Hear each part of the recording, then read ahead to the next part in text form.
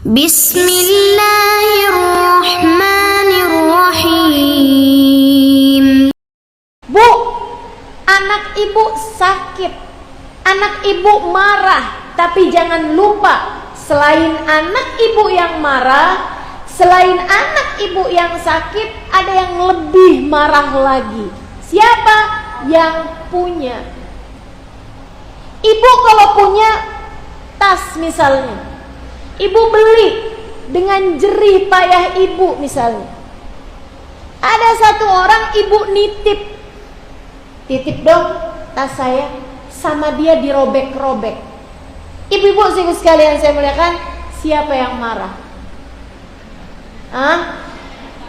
Bisa jadi tasnya nggak protes, nggak ada tuh tas dirobek, tasnya bilang sembarangan aja, kamu robek saya robek balik kamu, nggak mungkin. Tas ya bu ya.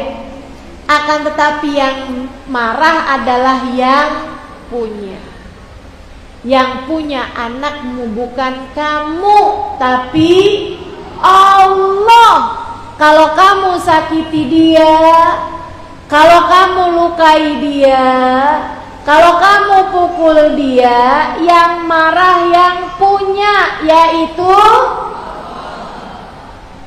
Makanya coba perhatiin, kalau kamu habis ngapa-ngapain anakmu, atau ibu yang galak sama anaknya, yang jahat sama anaknya, saya liatin hidupnya gak ada yang senang. Coba aja liatin.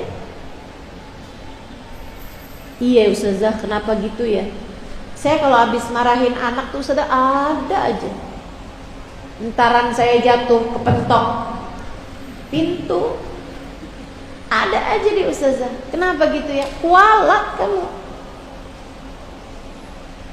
Kualat sama anak saya, bukan kualat sama yang punya anak kamu, yaitu Allah. Jadi nomor satu, niatkan anakmu untuk Allah.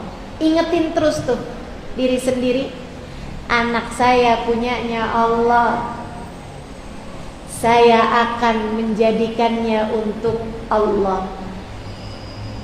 Kalau untuk Allah gimana? Untuk menjadi hamba Allah yang saleh, untuk menjadikan anak tersebut hamba Allah yang salehah. Bu, niatkan anakmu untuk Allah, untuk kemudian kamu jaga betul-betul anakmu, kamu rawat betul-betul anakmu, kamu sayangi sebagai sebuah titipan dari Allah Subhanahu wa ta'ala, dan kamu kenalkan anakmu kepada Allah.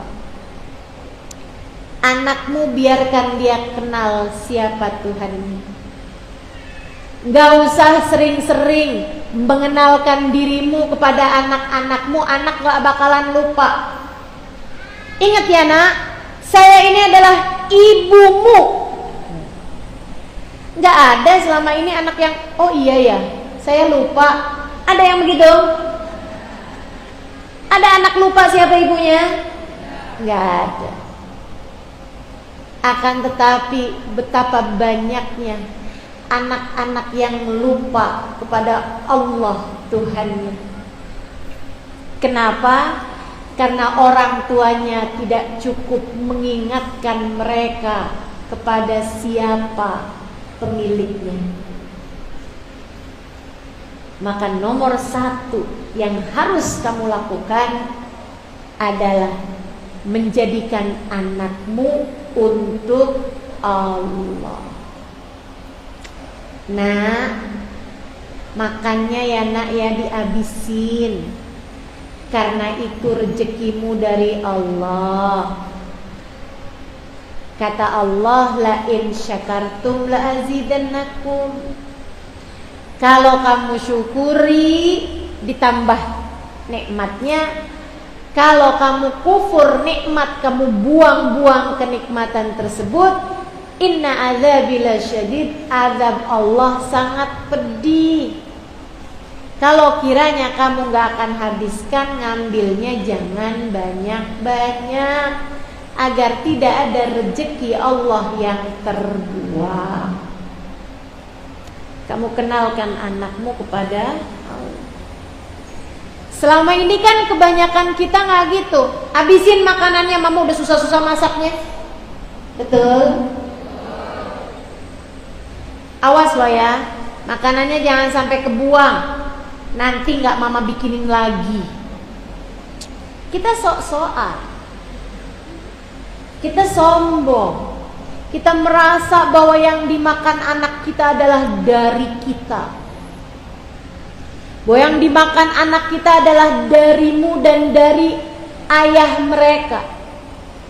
Padahal apa sih yang sudah kalian lakukan untuk sepiring nasi yang terhidang untuk anakmu, selain kamu membelinya dari toko, kemudian kamu mencuci berasnya, kemudian kamu memasukkannya ke dalam rice cooker, kemudian kamu menunggu ia matang. Segitunya kamu merasa dari kamu nasi itu. Bu, emang dari kamu? Enggak. Kalau Allah tidak menumbuhkannya dari tanah, dari mana kita bisa dapat nasi? Kamu urusan sama nasi cuman ngambil rice cooker, kamu ngambil di tempat beras, kemudian kamu cuci, kemudian kamu taruh di rice cooker, kamu tambahin air, setengah jam kemudian terhidang nasi.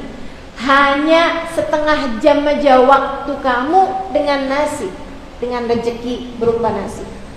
Tapi nasi sebelum sampai ke piring anakmu, teman-teman saya sekalian, ada waktu lama di toko. Sebelum waktu lama di toko, ada waktu lama di pabrik beras, penggilingan beras. Bukan begitu? Sebelum di penggilingan beras, ia ada di jemuran gabah. Sebelumnya ia ada di rumahnya petani. Sebelumnya ia ada di ladang, teman-teman saya sekalian. Sebelum di ladang, ia ada di mana? Ia ada di tanah. Saudara sekalian saya muliakan, tumbuh kemudian jadi beras dan seterusnya. Berapa lama waktunya nasi dari mulai dalam tanah hingga sampai ke piringmu tersebut itu? Jauh lebih lamaan beras itu sampai kepadamu atau kamu yang sampai kepada nasi? Lamaan umurnya beras, teman-teman. Bagaimana mungkin kamu merasa bahwa beras itu kamu yang bikin, nasi itu kamu yang bikin? Semuanya dari Allah.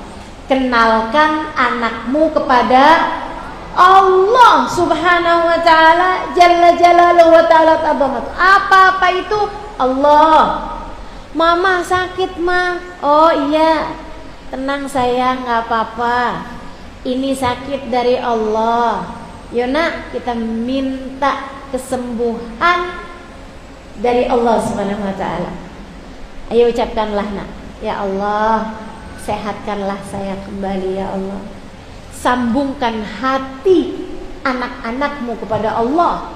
Kenalkan mereka kepada siapa penciptanya. Kalau kamu berhasil mengenalkan anak-anakmu kepada penciptanya, kamu tidak akan pernah kecewa dari anak-anakmu. Bu, tenang aja. Kalau anakmu kenal Allah, anakmu tidak akan pernah meninggalkanmu. Akan tetapi kalau gara-gara kamu yang tidak pernah mengenalkan anak-anakmu kepada Allah, kamu hanya mengenalkan anakmu kepada dirimu, siap-siap untuk kecewa terhadap anakmu, sebab kalau Allah dia tinggalkan, sangat mungkin untuk dia pun meninggalkanmu orang tuanya. Allah aja dia tinggalin, apalagi kamu sebagai orang tuanya. Udah Bu, gak usah ngingetin anak terus-terusan, kamu harus bakti sama saya ini adalah ibumu, surgamu ada di bawah telapak kaki saya, kamu gak nurut, neraka loh nak. Jangan. Kenalin aja anakmu kepada Allah, ingatkan bahwa mereka adalah hambanya Allah.